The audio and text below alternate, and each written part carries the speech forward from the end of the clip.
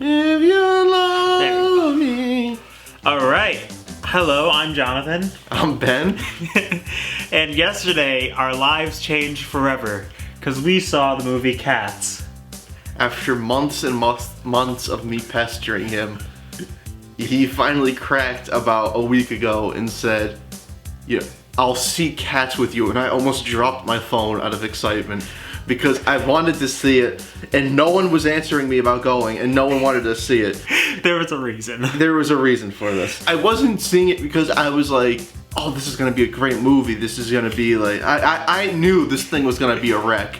But I just wanted to see it because I wanted to convince myself that it wasn't a fever dream. And Steven Spielberg's production company, Amblin, helped make it. Excuse me, what? Amblin, yeah, remember? They did? Yeah, that's... The same people who helped make Jurassic Park And made E.T., this movie. The trailer came out the same day as the It Chapter 2 trailer. And the trailer for Cats was scarier than the It one. And it was because there were these cats, but they had human faces, and it was just weird. And it was, I'm glad I saw it because there's never going to be a movie like this again, because this movie cost about $100 million to make, and it did not make its budget back. So, what was the plot like?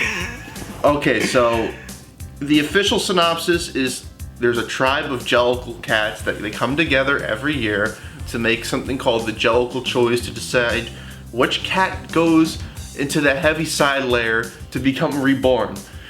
In layman's terms, it's a 2-hour movie about them deciding which cat is gonna die and get reincarnated.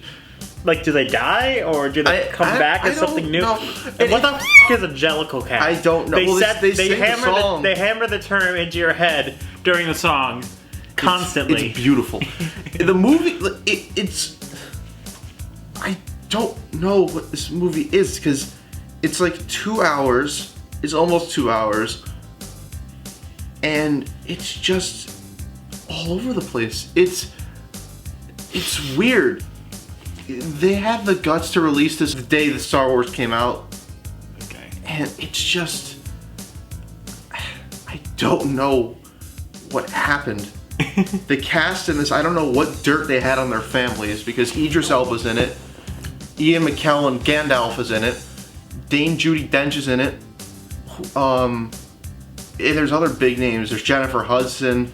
Taylor Swift. Taylor Swift. Well, yeah, well, she's not really a good actress. And it makes sense that she's not really an actress. Oh. She's a singer. Can't forget about Rebel Wilson. Oh yeah, she was in it. The weird thing was the performances are all over the place, but there wasn't any that were like bad. There were some that knew exactly what kind of movie they were gonna be in. But then there was Ian McKellen, who I don't know what he was doing.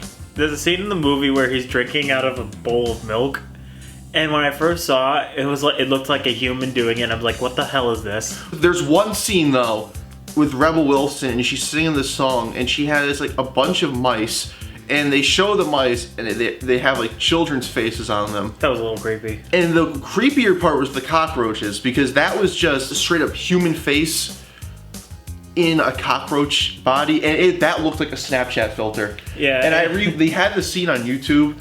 If you watch closely, you could see there's a part where they didn't even have the faces on them, like the animators didn't put it in yet. In this movie, the director said at the premiere, said, I finished editing this thing about 36 hours ago. And you could tell, because there's also a scene where Judi Dench, at the end, you could see her wedding ring on her finger. You could see, I noticed that earlier in the film too. Because they had like human hands, they didn't bother putting fur on them. Honestly though, for all its faults, there were a lot of good aspects about this movie.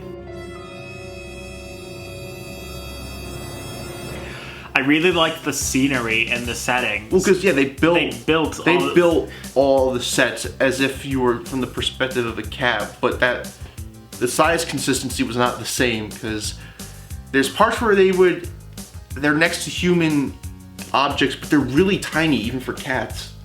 I don't know. I still found that whole world they created cool. Like, I thought it was CG at sometimes, but like, no, this is practical. Except maybe for like the railroad.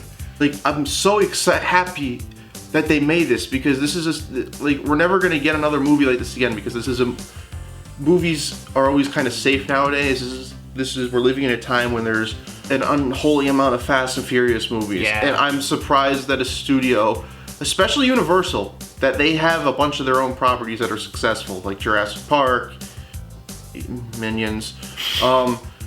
I'm surprised that they're like, yeah, here's $100 million. The movie was Oscar bait. They wanted this to be nominated for Oscars, and then the reviews came out and they were abysmal, and then Universal pulled all their for your consideration screenings. All right, so this is a musical, so we're going to have to address the music at some point. I really liked the music. If this is not music I would listen to on a daily basis, it's not the genre I like. However, as somebody who's obsessed with music, it is very technically well done. I like the use of the keyboard sounds a lot. Yeah, the most music I liked, Memory was the best because Jennifer Hudson was fantastic singing it. Except the only reason that there was two things that scene that bugged me. One, she just looked absolutely ridiculous singing that because she's like this human cat abomination singing, and she also because she was crying earlier, she's got this like river of snot going down her nose, and it's not like it's there the entire scene, but she did a really good job singing that, and I did get chills watching it. Another song that they wrote specifically for this movie was Beautiful Ghosts. I really like that one. And then there was the Scrimpleshanks, the railroad cat. The railroad cat. I really liked that. That was a fun scene. I liked how they were going into the railroad cars and across the tracks. Honestly, they did a good job performing. It just looked weird. It just looked weird. The performances, for the most part, I didn't have a problem with, except Rebel Wilson, because she's just the same character in every movie. I didn't mind her character or James Corden. Yeah, James Corden's character seemed like a stuck-up, but I'm pretty sure that was the point. That was the point, yeah. Honestly, though, this movie's characters were pretty decent. I liked Jennifer Hudson's cat.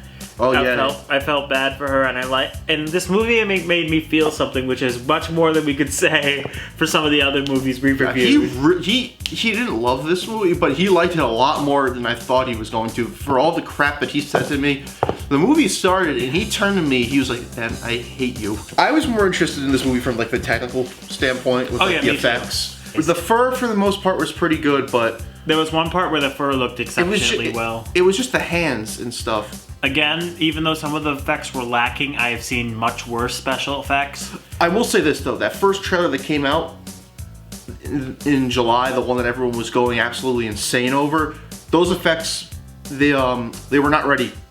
They should have released that trailer later because the effects were much more improved since the initial I rewatched the teaser. trailer and it looked like they weren't even anchored to the faces properly. I thought it was creepy how instead of applauding, the cats meowed.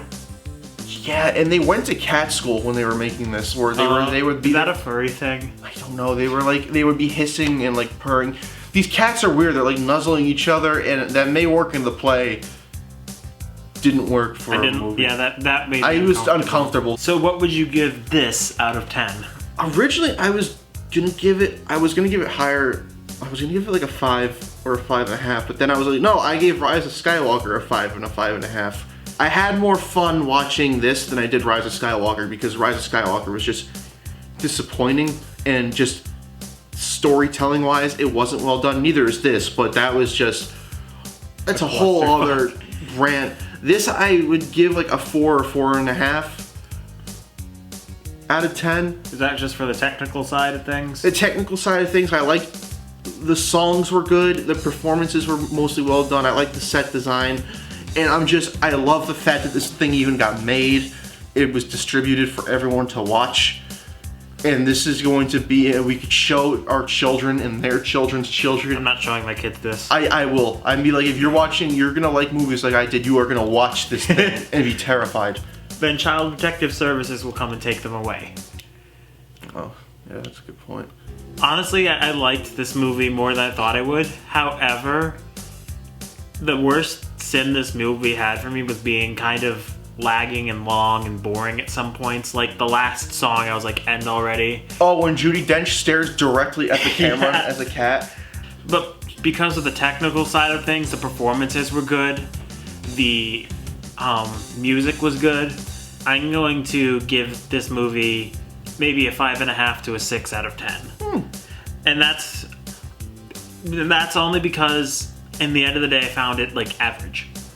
I was hoping there'd be no people in our theater, but there was quite a few people in there, and I was all old pleasantly. ladies. It was a bunch of old ladies, and at the end, there was like the choreography was pretty well done, which it was, and I was like, okay. All right, so thank you for watching our review of Cats. I'm John, I'm Ben. and thankfully this movie did not drive us to eat Tide Pods. Don't forget to like, comment, and subscribe.